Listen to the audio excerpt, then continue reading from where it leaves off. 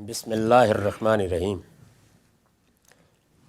عن ابن عباس قال مر النبی صلی اللہ علیہ وسلم بحائط من حیطان المدینہ او مکہ فسمع صوت انسانین یعذبان فی قبورہما فقال النبی صلی اللہ علیہ وسلم یعذبان وما یعذبان فی کبیر وانہ لکبیر ثم قال بلا کان احدہما لا یستتر من بولہ وکان الاخر یمشی بالنمیمہ ثم دعا بجریدۃ رطبہ فکسرها کسرتین فوضع على كل قبر منهما کسرا فقیل له یا رسول اللہ لما فعلت هذا قال لعله ان يخفف عنهما ما لم تيبسا او الى یبسا۔ یہ بخاری کی روایت ہے، اصلاً بخاری سے لی گئی ہے، بعض اضافوں کے ساتھ، رقم ہے 216۔ وہی باب ہے عذاب قبر کا، اس کی روایتیں ہم ایک ایک کر کے دیکھ رہے ہیں۔ اس کا ترجمہ ہے، ابن عباس رضی اللہ عنہ کا بیان ہے کہ نبی صلی اللہ علیہ وسلم مدینہ یا مکہ کے کسی باغ میں تشریف لے گئے۔ مکہ میں کسی باغ کا کیا سوال ہے؟ اس طرح کی بعض غلطیاں راوی حضرات کرتے ہیں، یا بعد کے زمانے میں لوگوں کو ذہول ہو جاتا ہے تو پھر وہ اس طرح بیان کر دیتے ہیں۔ اس وجہ سے باغ تو مدینہ ہی کا ہونا چاہیے، اور مدینہ ہی میں باغات تھے بھی، اور ہم پیچھے دیکھ بھی چکے ہیں کہ یہ زیادہ تر یہود کے باغات تھے، اور رسول اللہ بھی ادھر جاتے رہتے تھے۔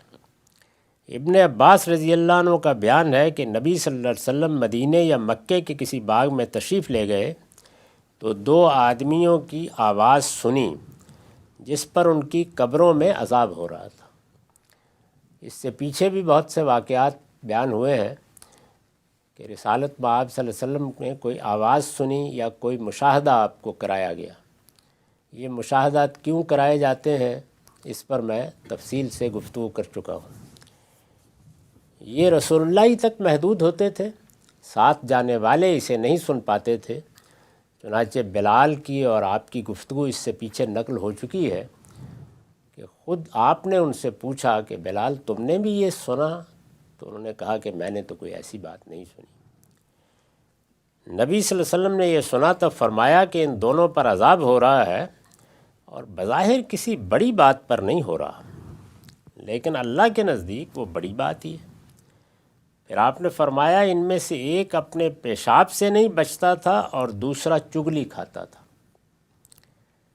پھر آپ نے ایک گیلی ٹہنی منگوائی، اس کے 2 ٹکڑے کیے اور ان دونوں میں سے ہر ایک کی قبر پر ایک ایک ٹکڑا رکھ دیا۔ پھر آپ سے سوال کیا گیا کہ اللہ کے رسول آپ نے ایسا کیوں کیا ہے؟ آپ نے فرمایا ٹہنی کے یہ دونوں ٹکڑے جب تک خشک نہیں ہو جاتے، امید ہے کہ ان دونوں آدمیوں کے عذاب میں بھی تخفیف کر دی جائے گی۔ اس روایت کے قبول کرنے پر بھی بہت سی بحثیں ہیں، اور رد کرنے پر۔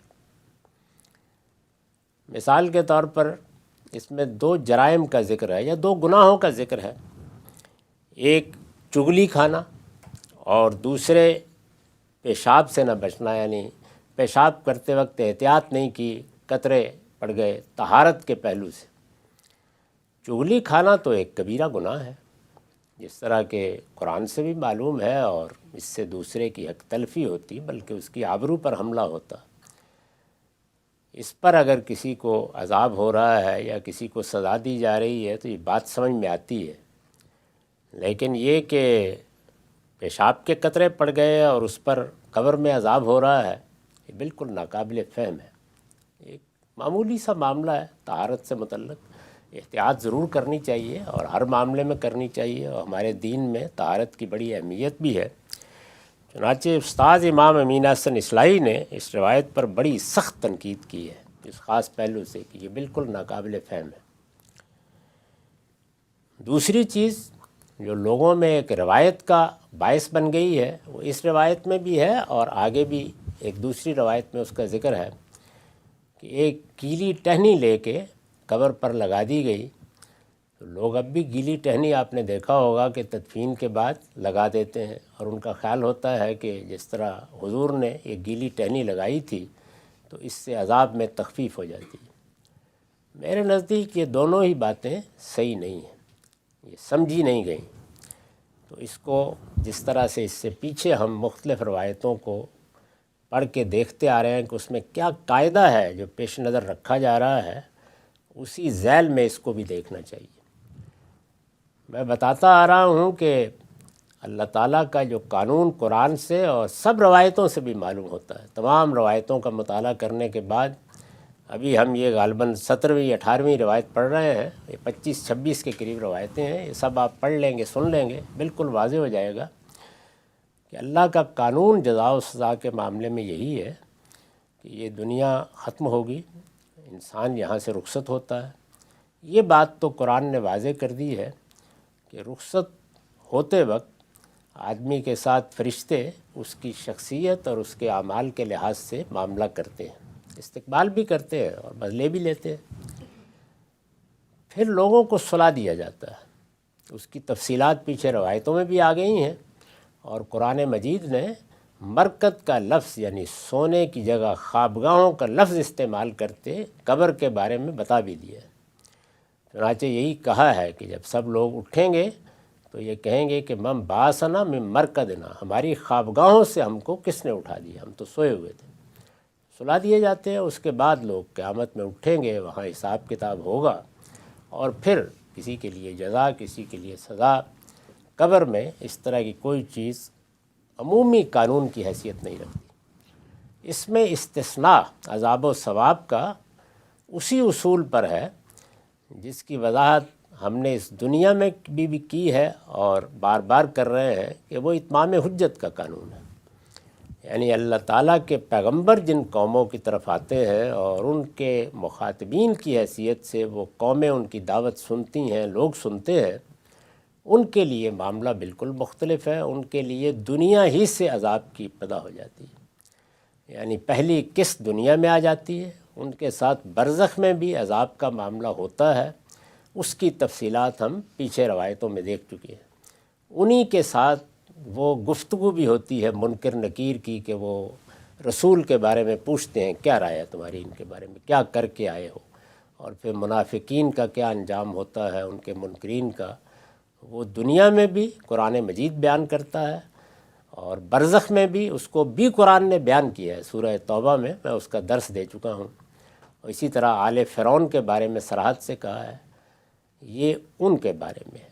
یہی معاملہ دنیا کے اندر خدا کی اس منتخب قوم کے ساتھ ہو رہا ہے جس کو ہم یہود یا بنی اسرائیل کے نام سے جانتے ہیں۔ ان کے لیے بھی دنیا میں عذاب کا فیصلہ کیا گیا ہے، تو دنیا میں بھی اس میں گرفتار ہیں، اور برزخ میں بھی رہیں گے، اور قیامت میں قرآن کے الفاظ میں یردون الی اشد العذاب، سخت ترین عذاب کو لوٹا دیے جائیں گے۔ تو اس لیے میں نے یہ عرض کیا ہے کہ یہ اصل میں بنی نجار کے باغ ہے، اور پیچھے صراحت ہے، آگے بھی آ جائے گی کہ یہ یہودی کے باغ تھے، انہی کی قبریں ہیں۔ اس میں اب جو میں نے وضاحتی نوٹ لکھے اور جس میں اس دوسری تیسری بات کی وضاحت بھی ہو جائے گی، وہ سن لیجئے۔ پہلی بات میں نے یہ بتائی ہے کہ پچھلی روایتوں کی روشنی میں دیکھا جائے تو پورے اطمینان کے ساتھ کہا جا سکتا ہے کہ یہ مدینے ہی کا کوئی باغ تھا، یعنی مکہ راوی کی غلطی ہے، اور قبریں بھی یہودی کی تھیں جن کے بارے میں عذاب کا فیصلہ ہم پیچھے بیان کر چکے ہیں۔ ان کے بارے میں دنیا میں برزخ میں عذاب خود قرآن نے بیان کر دیا ہے، وہ جاری ہے۔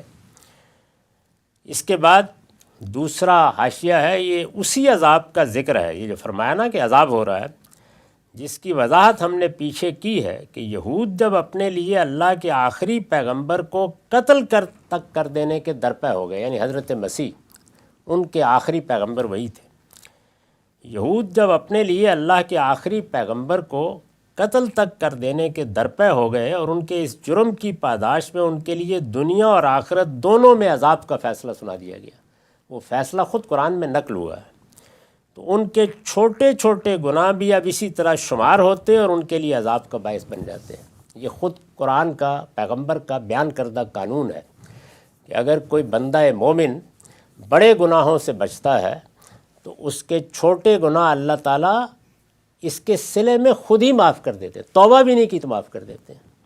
خود قرآن نے کہا ہے یجتنبون کبائر الاسم والفواحش، وہ لوگ کہ جو بڑے بڑے گناہوں اور فواحش سے بچتے ہیں، نکفر عنہم سیئاتہم، ہم ان کی چھوٹی غلطیاں سب معاف کر دیتے ہیں، پیشاب کے قطرے پڑ گئے، یہ ہو گیا وہ ہو گیا، سب معاف ہو جاتے ہیں۔ لیکن رسول اللہ نے بھی بتایا اور عقل بھی یہی کہتی ہے، اور بالکل ٹھیک ہے یہ، کہ اگر بڑے گناہوں کا ارتکاب آدمی کرتا رہا ہے اور اس کے نتیجے میں مستحق عذاب ہو گیا تو چھوٹے گناہوں میں بھی پکڑ لیا جائے۔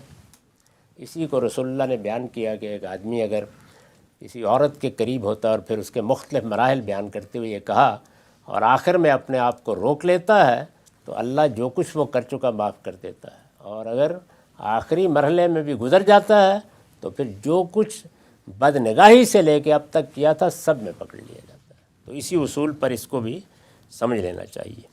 گیلی ٹہنی کے بارے میں اگلی نشست میں بات کریں گے۔ وآخر دعوانا الحمدللہ رب العالمین۔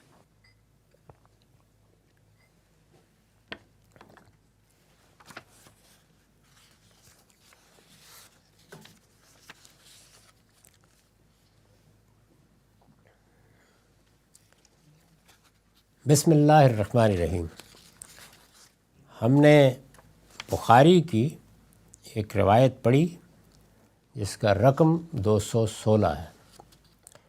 اس روایت کے بہت سے پہلوؤں کی وضاحت ہو چکی، ایک آخری حصہ باقی ہے۔ میں ربط کلام کے لیے اس آخری حصے کا صرف ترجمہ دوبارہ پڑھ دیتا ہوں۔ جب یہ واقعہ پیش آیا، یعنی عذاب قبر کا وہ واقعہ جس پر ہم گفتگو کر رہے ہیں، اور یہ عذاب قبر ہی کا باب زیر بحث ہے، پھر آپ نے ایک گیلی ٹہنی منگوائی، یعنی رسول اللہ صلی اللہ علیہ وسلم نے ایک گیلی ٹہنی منگوائی، اس کے 2 ٹکڑے کیے اور ان دونوں میں سے ہر ایک کی قبر پر ایک ایک ٹکڑا رکھ دیا۔ 2 آدمیوں کی قبریں تھیں۔ پھر آپ سے سوال کیا گیا کہ اللہ کے رسول آپ نے ایسا کیوں کیا ہے؟ آپ نے فرمایا ٹہنی کے یہ دونوں ٹکڑے جب تک خشک نہیں ہو جاتے امید ہے کہ ان دونوں آدمیوں کے عذاب میں تخفیف کر دی جائے گی۔ ہمارے ہاں اس سے لوگوں نے یہ سمجھ لیا ہے کہ اگر گیلی ٹہنی کسی قبر میں نصب کر دی جائے تو اس سے عذاب میں تخفیف ہو جاتی ہے۔ یہ بات اس طرح نہیں ہے، نہ گیلی ٹہنی سے کچھ ہوتا ہے، نہ یہ گیلی ٹہنی اس مقصد سے لگائی گئی تھی۔ یہ کیوں لگائی گئی، کیا چیز پیش نظر تھی، اس پر میں نے وضاحت کی ہے کہ رسول اللہ صلی اللہ علیہ وسلم نے جب اس طرح کی صورتحال دیکھی تو اپنی کریم النفسی کے باعث، یعنی آپ کی اپنی شخصیت کا ایک بڑا غیر معمولی پہلو ہے کہ آپ بعض اوقات بڑی نرمی برتتے ہیں۔ پیغمبروں کے شخصی اوصاف میں بہت کچھ تفاوت ہوتا ہے۔ سیدنا موسیٰ علیہ السلام کا ایک مزاج ہے، ابراہیم علیہ السلام کا ایک دوسرا مزاج ہے، سیدنا مسیح بالکل دوسرے مزاج کے ہیں۔ رسالت میں آپ صلی اللہ علیہ وسلم کے ہاں بہت کریم النفسی ہے، یعنی بہت نرمی، بہت لطافت، اللہ تعالیٰ نے خود اس کی داد دی ہے اور یہ کہا ہے کہ یہ بڑی غیر معمولی چیز ہے جو آپ کی طبیعت میں اللہ کی طرف سے آپ کو حاصل ہے یا ودیعت ہے۔ بعض موقعوں پر اس سے بڑے مسائل پیدا ہوئے ہیں۔ ایک بڑا مشہور واقعہ تو وہ ہے جس پر سورہ توبہ میں تبصرہ کیا گیا ہے، کہ جس میں اللہ تعالیٰ یہ چاہتے تھے کہ لوگ اجازت لینے کے لیے آئیں تو اہل ایمان کے معاملے میں تو سختی کی جا رہی ہے، ایک بڑے امتحان سے وہ گزارے جا رہے ہیں، اس میں منافقین نمایاں ہو جائیں گے، تو آپ اس کی اجازت نہ دیں، پیش نظر یہی تھا۔ لیکن حضور سے جب لوگوں نے اجازت مانگی تو آپ اپنی طبیعت کے لحاظ سے انکار کر ہی نہیں سکتے تھے، تو آپ نے اجازت دے دی۔ اللہ تعالیٰ نے اس پر تبصرہ کیا ہے کہ عفا اللہ عنک لما اذنت، ساری اسکیم ہی خراب ہو گئی، اللہ آپ کو معاف کرے، آپ نے اطمینان سے سب کو اجازت دے دی۔ تو ایک طبیعت کے اندر یہ نرمی تھی۔ یہاں بھی جب قریب سے گزرے ہیں، میں بتا چکا ہوں کہ قبریں کن کی ہو سکتی ہیں، عذاب کی وجہ کیا تھی، وہ سب چیزیں بیان ہو چکی ہیں۔ تو یہاں پر بھی آپ نے وہی کیا، یعنی یہ چاہا کہ اگر میں پاس سے گزرا ہوں اور مجھے یہ دکھایا گیا ہے اور میرے سامنے کوئی حقیقت کھلی ہے تو کچھ ان کے لیے تخفیف ہو جائے، یعنی وہی نرمی، وہی محبت جو لوگوں کے لیے، انسانوں کے لیے آپ کے اندر سے اس کا ظہور ہوا۔ تو اس میں یہ تو واضح تھا کہ اللہ کے ایک قانون کے مطابق یہ معاملہ ہو رہا ہے، یہ تو نہیں کیا جا سکتا کہ میں اس کو بالکل ہی ختم کرنے کی درخواست کروں۔ تو آپ نے کچھ وقت کے لیے تخفیف کی دعا کی ہے، اور ٹہنی محض وقت کی تعین کے لیے، یعنی میں کتنی دیر کے لیے چاہتا ہوں۔ ظاہر ہے کہ وہاں گھڑی تو نہیں لگائی جا سکتی تھی نا، تو ایک ٹہنی کتنی دیر لیتی ہے خشک ہونے میں، کچھ دن تو لے ہی لیتی ہے۔ تو اس طرح چند دنوں کے لیے آپ نے تخفیف کی یا اس میں کمی کی دعا کی ہے۔ یہ ٹہنی کچھ نہیں کر رہی، نہ یہ عذاب میں کمی کر رہی ہے، یہ محض رسالت مآب صلی اللہ علیہ وسلم نے اپنی دعا کے بارے میں ایک وقت مقرر کیا ہے کہ پروردگار میں اتنی دیر کے لیے کم سے کم چاہتا ہوں کہ ان کے عذاب میں تخفیف ہو جائے، اس میں کمی ہو جائے۔ اس چیز کو بہت اچھی طرح سمجھ لینا چاہیے، اور کبھی یہ خیال نہیں کرنا چاہیے کہ اس طرح کے ٹوٹکوں سے اللہ تعالیٰ کے قانون پر اثر انداز ہوا جا سکتا ہے، یا اس طرح کوئی ٹہنی نصب کرنے کے نتیجے میں یا کوئی اور کام کرنے کے نتیجے میں کسی کے عذاب میں کمی آ جائے گی، یا کوئی شخص اللہ تعالیٰ کے ہاں کسی تخفیف کا مستحق ہو جائے گا۔ بالکل اس طرح کی چیزیں نہیں ہوتی۔ یہ دعا کی ہے آپ نے، اور واضح ہے، روایت میں بتایا گیا ہے کہ رسول اللہ صلی اللہ علیہ وسلم نے دعا کی ہے، اور اس میں یہ توقع ظاہر کی ہے کہ میری دعا ہے، اللہ قبول فرمائیں گے، لیکن کیا میں مستقل طور پر یہ دعا کر رہا ہوں کہ ان کا عذاب ختم کر دیا جائے؟ میں چاہتا ہوں کہ کچھ دیر کے لیے ان کے ساتھ میں یہاں سے گزرا ہوں تو نرمی کی جائے، اور اس نرمی کی مدت گویا مقرر کرنے کے لیے ایک ٹہنی نصب کر دی۔ ایک گیلی ٹہنی وقت لیتی ہے کچھ خشک ہونے میں، اتنی دیر کے لیے آپ نے دعا کی، اس سے زیادہ کوئی بات نہیں ہے۔ نہ اس کو اس لحاظ سے دیکھنا چاہیے، اور نہ ہمیں اب اس طرح کی ٹہنیاں نصب کر کے یہ خیال کرنا چاہیے کہ کسی کے عذاب میں کمی آ جائے گی۔ اس طرح کی کوئی چیز اس روایت سے نہیں نکلتی، نہ اس کا یہ مدعا ہے، نہ یہ چیز پیش نظر ہے۔ اس کے بعد اب اگلی روایت ہے، عن ابی ہریرہ عن النبی صلی اللہ علیہ وسلم قال ان اکثر عذاب القبر من البول۔ یہ روایت مسند احمد سے لی گئی ہے، اس کا رقم ہے 9059۔ ترجمہ ہے، ابو ہریرہ رضی اللہ عنہ روایت کرتے ہیں کہ نبی صلی اللہ علیہ وسلم نے فرمایا، قبر کا عذاب اکثر پیشاب سے نہ بچنے کی وجہ سے ہوتا ہے۔ یہ پیچھے واقعہ پڑھ چکے ہیں، وہی واقعہ ہے، وہی بات ہے جس کی میں وضاحت کر چکا۔ ان کے بارے میں ہے، کیوں ہے، یہ بتایا جا چکا ہے۔ اسی بات کو جیسے کہ میں توجہ دلاتا رہتا ہوں کہ راوی حضرات پس منظر کو نظر انداز کر کے کس موقع پر بات کہی گئی بسا اوقات ایک قاعدے کے طور پر بیان کر دیتے ہیں، اس لیے کہ اس کا تعلق فہم سے ہے، دیکھنے والے ہیں، بیان کر رہے ہیں۔ اسی وجہ سے بار بار توجہ دلانے کی ضرورت ہوتی ہے کہ ان روایتوں یا حدیثوں کی کوئی ذمہ داری رسول اللہ صلی اللہ علیہ وسلم پر عائد نہیں ہوتی، یہ لوگوں کے بیانات ہیں، اپنے فہم کے لحاظ سے انہوں نے جس طرح سمجھا بیان کر دیا۔ وہاں جس طرح بیان ہوا ہے، وہاں سیاق سباق سے مجھے دقت نہیں ہوئی کہ میں سمجھ سکوں کہ کیا بات ہے، لیکن یہاں انہوں نے ایسے بیان کیا ہے کہ جیسے یہی قاعدہ کلیہ ہے۔ اللہ تعالیٰ کے ہاں سارے بڑے بڑے گناہ ادھر رہ گئے، اور ایک یہ پیشاب کا معاملہ ایسی اہمیت اختیار کر گیا۔ اچھا، پھر یہ کہ مذہبی ذہن جب اس طرح کی چیزوں کے بارے میں توجہ دلاتا ہے تو یہی اہمیت ان چیزوں کو دے بھی دیتا ہے۔ قرآن مجید نے بطور اصول بیان کیا ہے کہ وہ لوگ کہ جو کبیرہ گناہوں سے اور فواحش سے بچتے ہیں، اگر ان سے کوئی چھوٹی اس طرح کی کوتاہیاں ہو جاتی ہیں تو اللہ تعالیٰ توبہ کے بغیر معاف کر دیتے ہیں۔ تو اس لیے اس کا کوئی سوال ہی نہیں ہے۔ کیوں ایسا ہوتا ہے یہ میں عرض کر چکا، اس کی اب زیادہ تفصیل کی ضرورت نہیں۔ اس پر میں نے لکھا ہے کہ یہود مدینہ کی قبروں کے جو مشاہدات رسول اللہ صلی اللہ علیہ وسلم کو کرائے گئے، یہ غالباً انہی میں سے کسی مشاہدے کے موقع پر آپ کا تبصرہ ہے، جسے ابو ہریرہ رضی اللہ عنہ نے ایک قاعدہ کلیہ بنا کر بیان کر دیا ہے۔ راویوں سے اس طرح کی غلطیاں بالعموم ہوتی ہیں، بہت کرتے ہیں۔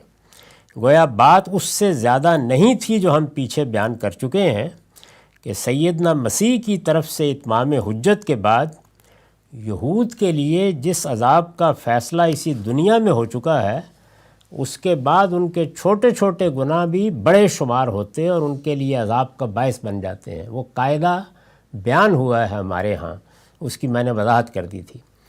چنانچہ وہ اکثر پیشاب سے نہ بچنے کی وجہ سے بھی اس سے دوچار ہوتے ہیں، اس قانون کے مطابق جس کی میں نے وضاحت کی۔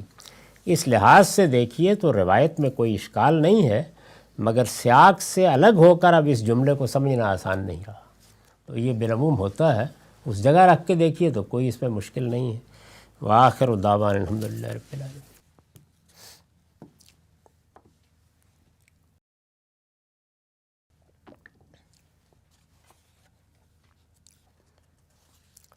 بسم اللہ الرحمن الرحیم۔ عن ابی ہریرہ ایضا قال مر رسول اللہ صلی اللہ علیہ وسلم علی قبر فوقف علیہ فقال ایتونی بجریدتین فأتوہ بہما فجعل احداہما عند راسہ والاخرى عند رجلہ فقال ان هذا كان يعذب في قبره فقيل له يا رسول الله أينفع ذلك فقال لعله يخفف عنه بعض عذاب القبر ما بقيت فيه ندوة۔ یہ وہی باب ہے، یعنی عذاب قبر کی روایتوں کا باب، برزخ میں قبر میں کیا معاملات ہوں گے۔ اس سے پہلے 23 روایتیں پڑھی جا چکی ہیں اور ابھی 10-12 باقی ہیں۔ اس سے جو حقائق واضح کرنے مقصود ہے ان کی میں بار بار یاد دہانی کر رہا ہوں کہ اللہ تعالیٰ کا جو قانون قرآن میں بیان ہوا ہے، یہ روایتیں اسی کو مؤکد کرتی ہیں، ان میں کوئی چیز اس کے خلاف نہیں ہے۔ یعنی یہ کہ جن لوگوں کا حساب کتاب ہونا ضروری ہے، ان کا حساب کتاب حشر میں ہوگا اور ان کے ساتھ وہی معاملہ بھی کیا جائے گا۔ فرشتے ان کا استقبال کرتے ہیں، ان کو سلا دیتے ہیں، وہ وہاں اٹھائے جائیں گے۔ وہ لوگ جن کا معاملہ بالکل واضح ہو گیا، ان کے لیے دنیا ہی میں جزا و سزا ہوئی، ان کا معاملہ بالکل الگ ہے۔ دنیا میں بھی ان کے لیے جزا و سزا ہے، اور اس میں 2 گروہ بہت خصوصی حیثیت رکھتے ہیں۔ ایک رسولوں کے مخاطبین، ہر رسول کے مخاطبین کو دنیا میں سزا دی گئی ہے، یہیں سے ان کی جزا و سزا شروع ہو جاتی ہے۔ اور دوسرے بنی اسرائیل، جن کو اللہ تعالیٰ نے انتخاب کیا اور بتایا، قرآن میں بتایا، تورات میں تو ایک پورا باب ہے، 20واں باب، جو یہی بیان کرتا ہے کہ اب ان کے لیے دنیا میں جزا و سزا ہے۔ تو دنیاوی جزا و سزا، اور دنیا میں جب ابتدا ہو گئی تو پھر ظاہر ہے کہ برزخ میں بھی اور پھر قیامت میں۔ اور اسی لیے قرآن نے کہا ہے کہ یردون الی اشد العذاب، یعنی عذاب کی ابتدا تو دنیا سے ہو گئی، لیکن اب جہنم میں وہ پھر شدید ترین عذاب کی طرف لوٹا دیے جائیں گے۔ یہ قانون ہے، اسی قانون کو آپ دیکھیے۔ اس میں ہم اب یہاں پہنچ گئے تھے کہ رسالت میں آپ صلی اللہ علیہ وسلم نے یہود کی بعض قبریں دیکھیں اور وہاں پر 2 ٹہنیاں لگا دیں۔ میں عرض کر چکا ہوں کہ اس سے ہرگز یہ مطلب نہیں ہے کہ گیلی ٹہنی لگا دیں تو اس سے تخفیف ہو جاتی ہے۔ یہ وقت کی تعین کی حضور نے اپنی دعا کے لیے کہ میں یہ ٹہنی لگا کے اللہ سے دعا کر رہا ہوں، اور مجھے امید ہے کہ میری دعا مقبول ہوگی، اور اللہ تعالیٰ جتنا وقت یہ ٹہنی خشک ہونے میں لے گی اس وقت تک تخفیف کر دیں گے، یعنی کوئی کمی کر دیں گے اس میں، بس اتنی بات ہے، اس کا ٹہنیوں سے کوئی تعلق نہیں۔ اس روایت کا ترجمہ ہے، انہی ابو ہریرہ رضی اللہ عنہ کا بیان ہے کہ رسول اللہ صلی اللہ علیہ وسلم کا گزر ایک قبر کے پاس سے ہوا تو آپ وہاں ٹھہر گئے اور فرمایا کہ مجھے 2 ٹہنیاں لا کر دو۔ ضروری نہیں کہ یہ کوئی دوسرا واقعہ ہو، ایک ہی واقعے کو بعض اوقات مختلف لوگ اپنے اپنے طریقے سے بیان کر رہے ہوتے ہیں۔ چنانچہ لوگوں نے وہ لا کر آپ کو دے دی، پھر ان میں سے ایک ٹہنی کو آپ نے مدفون کے سرانے اور دوسری کو اس کے پیروں کی طرف رکھ دیا۔ اس کے بعد فرمایا کہ اس شخص کو اس کی قبر میں عذاب ہو رہا تھا، چنانچہ آپ سے سوال کیا گیا کہ اللہ کے رسول، کیا یہ چیز اس شخص کو نفع پہنچا سکتی ہے؟ یعنی سوال وہاں بھی یہی پیدا ہوا۔ آپ نے فرمایا جب تک اس ٹہنی میں تری باقی رہے گی شاید اللہ تعالیٰ اس کے عذاب میں کچھ تخفیف فرما دیں۔ پیچھے بیان ہو چکا ہے کہ یہ آپ نے گویا اس کے لیے دعا کی کہ اللہ تعالیٰ سے میں یہ دعا کر رہا ہوں یا اس کی بارگاہ میں یہ درخواست پیش کر رہا ہوں، اور میں نے اس کا یہ وقت طے کر دیا ہے، یعنی کتنی دیر کے لیے تخفیف کی جائے۔ مشکل تو ہو نہیں سکتی، جب اللہ کا فیصلہ ہے تو کتنی دیر کے لیے پیغمبر پاس سے گزرے ہیں، اور پیغمبروں کے لیے اللہ کی خصوصی عنایات ہوتی ہیں۔ اس میں بھی آپ نے یہ نہیں بتایا کہ لازماً ہو جائے گا، فرمایا شاید، میں نے دعا کر دی، ہو سکتا ہو جائے۔ اس پر میں نے دو چیزوں کی وضاحت کی ہے ایک حاشیے میں، لیکن اس سے پہلے یہ جان لیجئے کہ یہ روایت مصنف ابن ابی شیبہ سے لی گئی ہے اور اس کا رقم ہے 12042۔ یہ آپ نے اپنی طبعی شفقت، یعنی کیوں کیا آپ نے یہ آپ نے اپنی طبعی شفقت اور کریم النفسی کے باعث ایک متعین وقت کے لیے، یعنی جیسے ہم کہیں کہ میں نے دعا کی ہے کہ پروردگار چند دن کے لیے ان کے عذاب میں تخفیف ہو جائے یا 2 گھنٹے کے لیے ہو جائے، تو آپ نے جو دعا کی اس میں ٹہنی لگا کے یہ بتا دیا کہ جتنی دیر میں یہ خشک ہوگی۔ یہ آپ نے اپنی طبعی شفقت اور کریم النفسی کے باعث ایک متعین وقت کے لیے تخفیف کی دعا کی ہے، اور وقت کی تعین کے لیے اور تعین کے لیے ٹہنی کے خشک ہونے کو پیمانہ قرار دیا ہے، اور کچھ نہیں۔ اس کے ہرگز یہ معنی نہیں ہے کہ ٹہنی کا خشک یا سبز ہونا عذاب میں کمی بیشی کا باعث بنتا ہے۔ اس طرح کی دعائیں، یعنی یہ کہ آدمی اللہ سے دعا کرے کہ پروردگار 2 گھنٹے کے لیے، 10 دن کے لیے، کچھ وقت کے لیے تخفیف کر دے، اس طرح کی دعائیں ظاہر ہے کہ خدا کے پیغمبر ہی کر سکتے ہیں، یعنی نہ ہمارے علم میں یہ چیزیں اس طرح آتی ہیں، نہ اس طرح تعین وقت کے ساتھ دعائیں ہم کر سکتے ہیں۔ اس طرح کی دعائیں ظاہر ہے کہ خدا کے پیغمبر ہی کر سکتے ہیں۔ ان میں، یعنی ان دعاؤں میں یا ان واقعات میں عام لوگوں کے لیے کوئی اسوہ نہیں ہے کہ وہ بھی قبروں پر ٹہنیاں نصب کرنا شروع کر دیں۔ اس کا کوئی تعلق مجھ سے، آپ سے نہیں ہے۔ یہ کون شخص تھا یہ اس کی قبر کا ذکر ہو رہا ہے؟ روایت میں اس کا کوئی ذکر نہیں ہے، تاہم پچھلی روایتوں کی روشنی میں قیاس کیا جا سکتا ہے کہ یہ بھی یہودی کے مستکبرین میں سے کسی کی قبر ہوگی جن پر عذاب کے واقعات پیچھے بیان ہو چکے ہیں۔ یہ وہ اصول ہے کہ جب آپ 2 میں 4 میں 10 روایتوں میں بعض تفصیلات جان لیتے ہیں تو اگر پھر کوئی روایت ان تفصیلات کے بغیر آ جائے تو یہ سمجھنا چاہیے کہ اسی کے تحت ہے۔ اس کی وجہ کیا؟ اس کی وجہ یہ ہے کہ یہ قرآن تو ہے نہیں، لوگوں نے بات بیان کی ہے، کس نے پوری کی، کس نے ایک حصے کو چھوڑ دیا۔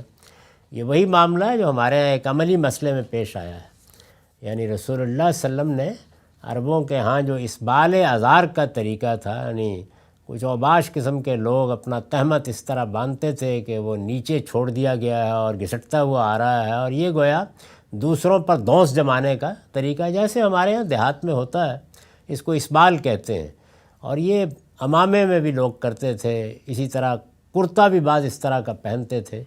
رسول اللہ نے فرمایا کہ یہ بالکل ناجائز ہے، اس کو بہت سختی سے آپ نے منع فرمایا، اور وجہ بیان کی اس کی، یعنی مختلف روایتوں میں 1 2 3 روایتوں میں لوگوں نے اس وجہ کا ذکر نہیں کیا۔